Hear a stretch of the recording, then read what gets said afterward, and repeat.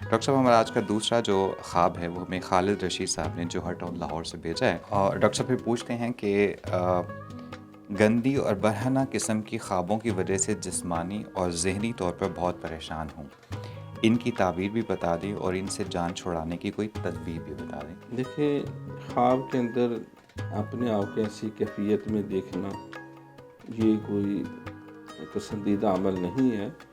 ذاتی زندگی میں بھی کوئی انسان پسند نہیں کرتا کہ میں اپنا سطر جو ہے اس کو مخلوق کے سامنے ننگا کروں، یا میرا سطر جو ہے وہ ننگا ہو یا ننگا رہے۔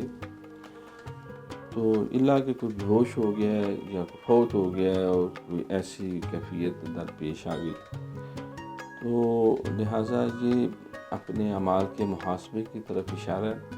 اگر کسی شخص نے سرکار سے عرض کی کہ حضور میرا حافظہ بڑا کمزور ہو گیا ہے تو میں کیا کروں، تو فرمایا کہ گناہ چھوڑ دو۔ کسی نے عرض کی کہ حضور میرے رزق جو ہے اس میں کمی آ گئی ہے یا بے برکتی آ گئی ہے، تو فرمایا استغفار زیادہ پڑھو۔ تو کسی شخص نے کہا کہ حضور مجھے کوئی نصیحت کریں، تو فرمایا کہ لا تغضب، غصہ نہ کیا کر۔ 3 دفعہ آپ نے فرمایا۔ تو گویا کہ ہر ناپسندیدہ عمل سے اپنا دامن بچانے کے لیے نبی علیہ السلام نے رہنمائی فرمائی، اور افضل 3 دعا جو ہے وہ استغفار کو بیان کیا گیا، کیونکہ اس میں ہمارے ذہن ہر بات آ جاتی ہے۔ سرکار کی بھی پسندیدہ جو دعا تھی وہ ربنا آتینا فی الدنیا حسنۃ وفی الآخرۃ حسنۃ وقنا عذاب النار۔ اے اللہ ہمیں دنیا کی بھی ہر خیر عطا کریں، آخرت کی بھی ہر خیر عطا کریں، اور ہمیں آگ کے عذاب سے بچائیں، اس سے پناہ عطا فرمائیں۔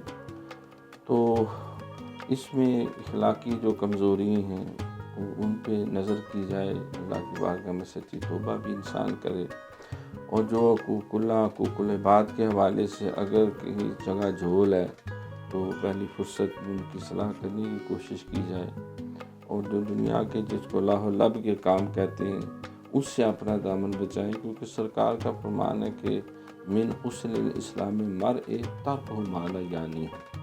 ایک انسان کے مسلمان ہونے کا ایک وصف یہ ہوتا ہے کہ وہ لا یعنی کام چھوڑ دیتا ہے، ہمیں گناہ ہے بے لذت بے سوادہ سا کام، جو انسان جو اپنا وقت بھی ضائع ہوتا ہے، دماغ بھی خراب ہوتا ہے، اور بعد کبھی پٹی پٹی خوابیں بھی انسان کو آتی ہیں، اور کئی قسم کے وسوسات جو ہے وہ بھی دل میں جنم لیتے ہیں، اور شیطان کو بھی اندر گھسنے کا موقع مل جاتا ہے۔ آج کل جس طرح میڈیا ہے، انٹرنیٹ ہے، موبائل کھولیں کمپیوٹر کھولیں، جدھر بھی جائیں تو انسان کو بعض ایسی چیزیں بھی سامنے آ جاتی ہیں کہ انسان عام حالات میں اپنے ماں باپ بہن بھائی آل اولاد کے سامنے ان چیزوں کو پسند نہیں کرتا۔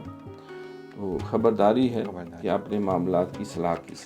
بہت شکریہ ڈاکٹر صاحب۔ جی خالد رشید صاحب، جیسا کہ ڈاکٹر صاحب نے کہا کہ خواب میں اپنے آپ کو اس حالت میں دیکھنا کوئی اچھی علامت نہیں ہے، اور ویسے بھی اسلام جو ہے وہ شرم و حیا پر بہت زیادہ فوقیت دیتا ہے۔ آپ سے فرماتے ہیں کہ الحیاء من الایمان، حیا ایمان میں سے ہے، اور ایک اور جگہ فرمایا کہ جس میں حیا نہ رہے وہ پھر جو مرضی کرتا پھرے۔